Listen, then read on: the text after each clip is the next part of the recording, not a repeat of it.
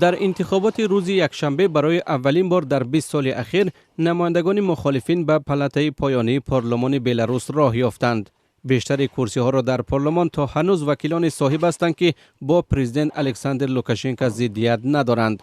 آنا کناپاتسکایا نماینده حزب اتحاد شهروندی و یلنا انیسی معاون رئیس جمعیت زبان بلاروس که از مخالفان پشتیبانی میکنند اخیراً در انتخابات پارلمانی پیروز شدند.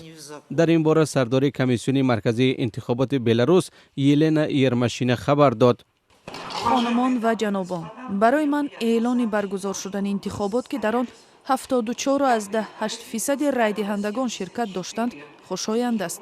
در این انتخابات درست 5,212,745 نفر رای خود را دادند.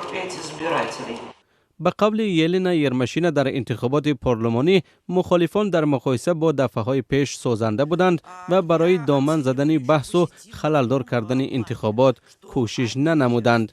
خانم یرمشینا میگوید به هر صورت مخالفان به شکل اعتراض به طور عمومی نامزدی نمایندگانشان را بازپس نگرفتند.